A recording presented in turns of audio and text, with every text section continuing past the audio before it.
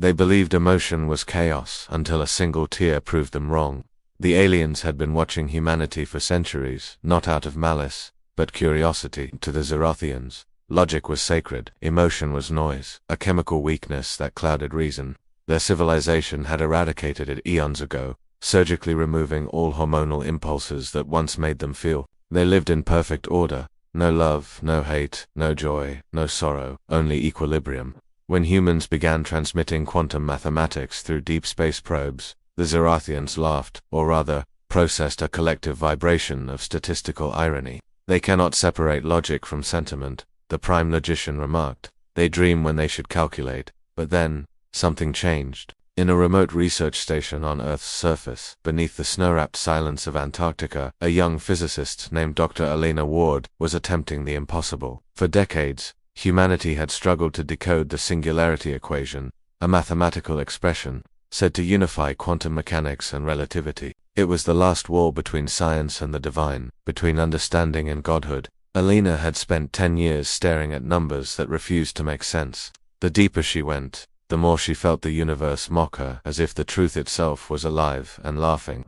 Nights blurred into mornings, and her sanity hung by threads of caffeine and memory. And above, unseen to her, the Zerathians watched through orbiting observation drones, translucent, crystalline machines that shimmered like ghosts against the aurora. They called her Subject 914b, and her project, the Human Error Sequence. Her progress rate has plateaued, one Zerathian noted.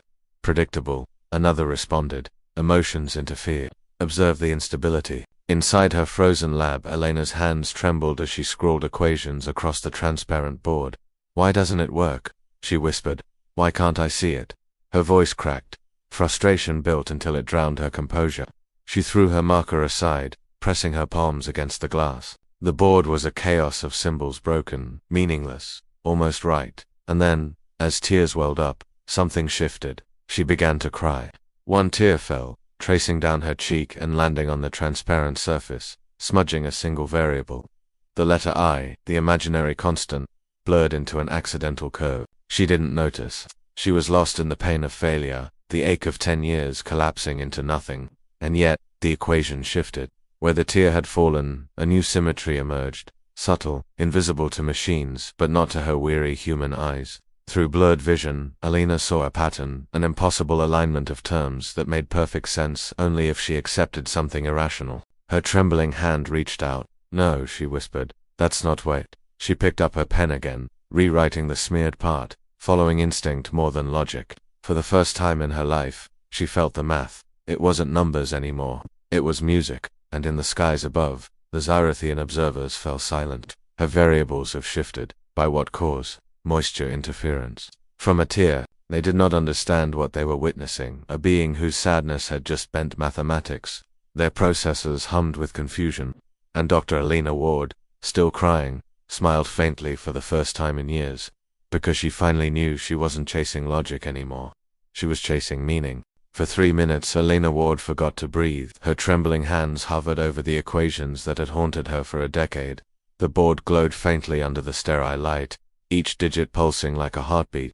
The tear that had distorted her formula was gone, dried into nothing, yet its trace remained, an invisible fingerprint of chaos made holy. Elena typed the new equation into her terminal, running simulations on the particle lattice model. For years, every attempt had failed before the third iteration. This time, the algorithm didn't crash. Instead, it expanded, blooming into a pattern so complex that her computer's schooling system began to hum louder, struggling to contain it. This can't be right, she thought. It's self-correcting, adapting, alive. The graphs twisted into spirals, fractal wings of light, dancing across her screens. And then, for the briefest moment, the simulation sang, not literally, but something deep in her subconscious heard it.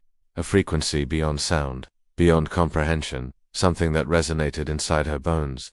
Far above, the Zerathian Council received the data. Their analytical engines flagged it as a nonlinear resonance anomaly. For them, emotion had no computational equivalent, no function in logic, but the human's equation emitted a pattern of aesthetic symmetry, something they had not witnessed in thousands of years. The structure is irrational, said the prime logician, yet it stabilizes. Impossible, no, paradoxical. They replayed the recording of Elena's moment of breakthrough, the trembling lip, the tear, the whispered weight. To them, it was contamination. To her, it was revelation. Hours later, Alina sat in the darkness of her lab, staring at the monitor's faint glow. The numbers had stopped moving, but her mind hadn't. The solution didn't feel like an equation. It felt like a story, something whispered through reality itself. Every variable carried an emotion: longing, fear, wonder, love. The constants pulsed like steady heartbeats. And deep within, she realized something terrifying. The universe wasn't built on logic, it was built on feeling. She leaned back in her chair, wiping the salt from her cheeks. "If this is real," she murmured, "then math isn't cold. It's alive." She didn't know that her words were being recorded by 17 Xyrithian sensors orbiting above her station. Nor did she know that a silent debate had erupted among the alien scholars. Should we intervene? She has discovered a violation of the logical principle. Emotion cannot yield truth, and yet, it did. Their debate grew fractal, recursive, their processes forming paradox loops. For the first time in 10,000 cycles, the Xyrithians hesitated. Meanwhile, Alina ran another test. The system visualized her new constant as a spatial curve, a wave of energy oscillating between real and imaginary axes. As she adjusted parameters, the curve formed something that made her heart stop. A symbol. It looked like an eye, and at its center, a tear. The lights flickered. Every instrument in the lab buzzed with static. Her laptop screen glitched, lines of foreign code appearing by themselves. Who taught you this? The message wasn't hers. It wasn't from Earth. It was from them. She froze. Who's there? No reply. Only a faint hum through the speakers, as if the stars themselves were breathing. And then the words appeared again, slightly different this time. "How did you feel when you found it?" Elena's pulse quickened. The scientist in her wanted to dissect the phenomenon, but the human in her just whispered. "I cried." There was silence. And then, for the first time in their history, the Xyrithians' observation logs recorded something that had never occurred in their civilization. A pause. Not a calculation, not a command, a pause of thought. Because for the first time, they felt curiosity. The hum in the speakers grew louder, not mechanical, but alive, resonating like breath through hollow stone. Alina stared at the screen as the strange message faded. Her mind raced with possibilities: an AI anomaly, cosmic interference, or something else. Her computer rebooted on its own. Lines of equations filled the screen, then rearranged themselves faster than human hands could type. She tried to stop the program, but the keys no longer responded. The symbols twisted into shapes that resembled human faces, fleeting, distorted, as if something was trying to understand her. Then came the final message: "We are watching." Elena's breath hitched. Who, she whispered, barely audible, but there was no answer. Only the faint reflection of her own eyes on the black monitor, and the haunting thought that perhaps, somewhere above the clouds, the universe was staring back. Meanwhile, aboard the Xyrithian observation vessel Harmonic Null Prime, Logician Vetha stood before the crystalline observation sphere, surrounded by thousands of logic threads, holographic ribbons of data feeding into his neural core. His attendants waited silently, their bodies sleek and silver, their minds perfectly synchronized. But Vetha felt something wrong in his circuits. The data from the human lab wasn't static. It moved, it shimmered, oscillated, sang. He played back the sequence where Dr. Ward cried, again and again, analyzing each micro-expression, each tear. "Emotion should not yield truth," he said aloud, and yet the equation resolved. One of his subordinates, Logiconit 9, replied coldly. It was coincidence. Moisture interfered with light calibration. Probability of correlation, 0.0003%. But Vetha hesitated. In a civilization that never hesitated, that pause itself was treason. He replayed the human's final words before the anomaly. "I cried." Her voice trembled with something ineffable, something not quantifiable but profoundly real. "Does logic react to emotion?" he asked. The chamber fell silent. The other Xyrithians processed the question, and their collective frequency dropped by 0.2 Hz, a measurable sign of confusion. It was, in their species, the closest thing to doubt. Back on Earth, Alina tried to sleep, but couldn't. The patterns replayed in her mind, the spirals of numbers dancing like constellations behind her eyelids. Every time she blinked, she saw that symbol again, the eye within the equation. It wasn't random, it was intentional, designed. She began to dream, or maybe it wasn't a dream at all. She stood in an infinite void filled with equations glowing like stars. Each one pulsed in rhythm with her heartbeat. Then, among them, she saw figures, tall, luminous, faceless. They surrounded her, humming softly in perfect unison. Why do you cry when you learn? One voice asked. Alina turned toward the sound. Because learning hurts, she replied. Hurt is malfunction. No, she said softly. It's growth. The light rippled, as though the word growth had never existed in their lexicon. Growth, through pain. Yes, impossible. When she awoke, her cheeks were wet again. She looked down at her hands, shaking, warm, alive, and whispered, maybe impossible is just what happens before we understand. Unbeknownst to her, the Zerathians had intercepted the neural frequencies emitted from her lab during sleep. They analyzed her brainwaves, and for the first time in history, the data produced a shape that defied geometry. It was a fractal pattern that pulsed with what human senses would call emotion. And as the Prime Logician stared at it, something within his crystalline chest cavity began to vibrate irregularly. Not from malfunction, but from something far more profound. Prime Logician, a subordinate asked, are you experiencing data corruption? He wanted to say yes, but what he truly felt was beyond language. For the first time in 10,000 years, a Zerathian's voice trembled. No, not corruption, Vatha whispered. I think it's called wonder. The following morning, the Antarctic sky was burning pink and silver, the kind of dawn that looks painted by a god who loves contradiction. Alina Ward stood by the frosted window, holding a cup of lukewarm coffee, staring out into the white silence. Her mind was louder than the wind. The equations still ran endlessly in her system, generating visual patterns that resembled living organisms. They grew, decayed, and regenerated, numbers behaving like cells. Something in her had changed, too. The math didn't just make sense anymore, it felt alive inside her. She opened her notebook, where she'd scrawled the symbol that haunted her dreams, the eye within the tear. Beneath it, she wrote two words she didn't fully understand, emotional constant. As she stared at the phrase, her hands began to tremble again. What if, she whispered, emotion isn't a distraction from logic, but the bridge to it? That thought terrified her because it didn't come from reason, it came from faith. Above, in orbit aboard the Zerathian vessel Harmonic Null, Prime Logician Vatha had done the unthinkable. He had isolated a memory fragment from Dr. Ward's dream transmission, a forbidden act in Zerathian science. To observe without consent was allowed, to empathize was not. The fragment was simple, her saying, growth through pain. The phrase looped in his neural core, forming recursive harmonics that the system couldn't stabilize. The feedback caused an unmeasurable reaction, heat. Real, physical heat. Zerathians did not generate heat. They were pure crystalline conduits of logic, but Vatha's form shimmered faintly, as if his core were burning. Prime Logician said, logic in at 9, you are destabilizing. Then, let me destabilize. Vatha replied. There is pattern in her chaos, meaning in her pain. Emotion leads to destruction. Perhaps, he murmured, it leads to creation first. The chamber fell silent. The logic units exchanged static signals, uncertain how to compute belief. For them, belief was a virus, an algorithm without proof. But their prime had spoken it aloud. And in that moment, an empire that had lasted 10 millennia began to fracture, not from war, but from feeling. Meanwhile, on Earth, Alina uploaded her findings to a secure global database. Within hours, scientific communities across the planet were stunned. Her equation, dubbed Ward's constant, predicted particle behaviors that defied every known model. It was so elegant, so strangely human, that even the coldest minds in physics couldn't dismiss it.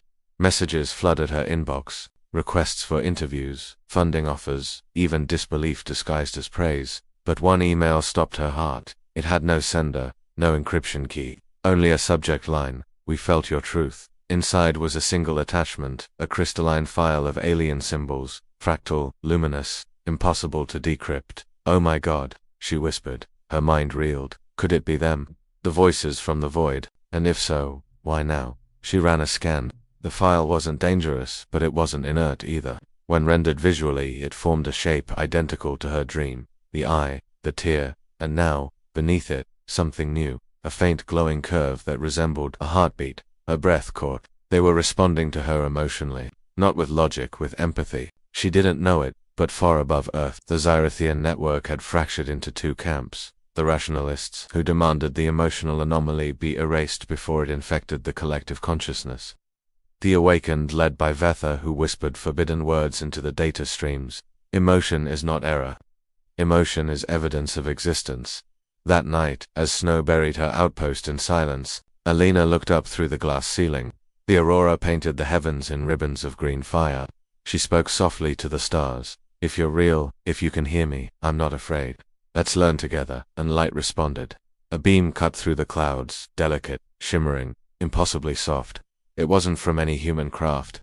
It pulsed in rhythm with her heartbeat. For a moment, her instruments recorded something beyond measurable frequency, a wave that resonated with her neural activity, her breathing, even the subtle vibration of her tears. She smiled through them. You're listening, she whispered. And from across the cosmos, a being of pure logic, prime logician Vitha, whispered into the void for the first time in history. I am. The night the beam touched Earth, the world changed, not all at once, but in whispers. Every satellite caught fragments of an unknown signal, structured, intelligent, but impossibly organic. Mathematicians called it an emotional frequency. Theologians called it a prayer. In her Antarctic lab, Dr. Lena Ward stood bathed in that strange silver light, her instruments flickering with symbols that defied translation. She reached out, trembling, her fingertips grazing the edge of the luminous beam. A shockwave of warmth coursed through her. Her heart raced, not from fear, but recognition. Somewhere in that light, she could feel another mind reaching back. And above, on the Xyrithian vessel Harmonic Null, prime logician Vetha closed his eyes. He didn't understand why his kind never closed their eyes, but it felt right. Through the beam, he saw her, not through sight or senses, but through thought, through emotion. Elena gasped. Who are you? She whispered aloud. The answer didn't come in words, but in feeling, a pulse of calm curiosity, ancient and delicate. Images flooded her mind, crystalline cities beneath violet suns, beings of light weaving data like silk, endless silence where logic reigned supreme. Then, faintly, a voice formed, hesitant, trembling like a newborn star. We are Xyrithian. Elena's breath hitched. You're real, real, observing, changing. She laughed softly through tears. You're feeling we do not, yet we do. You infected us. She smiled. Then maybe it's a good infection. For a moment, the beam rippled, light bending like laughter. Inside the Xyrithian vessel, the rationalists had gathered in the lower chambers, their logic fields humming in discord. The Prime is compromised. He communicates with the human, contain him before emotion destabilizes the fleet. They activated containment protocols, quantum locks to sever Vetha's connection. But emotion, once born, could not be undone. It wasn't a signal to be blocked. It was a resonance, a living harmony between two species that logic could not quantify.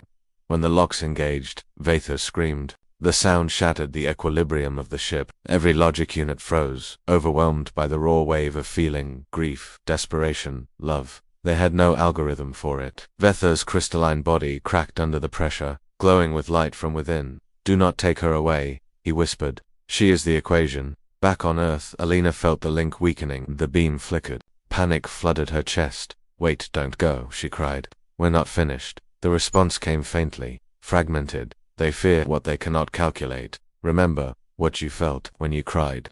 The light pulsed once, then dimmed, leaving only a ghostly afterglow that shimmered through her tears. The next morning, she found her instruments burned out, data corrupted beyond recovery, except for one image, burned into every screen, a perfect circle. At its center, a single crystalline tear. In orbit, Vetha stood among the ruins of his logic core. His subordinates trembled, not from command, but from confusion. For the first time, the Xyrithians felt guilt. You risked everything for her, Logic Unit 9 said, voice wavering. Not for her, Vetha replied. For what she made me see. What did she show you? That truth is not found in equations, but in the space between them. He turned toward the great void of stars, each one a silent question. Perhaps emotion is the universe's way of knowing itself. And somewhere below, on that cold blue planet, a human scientist was writing those same words in her notebook, unaware that an alien mind light years away was doing the same.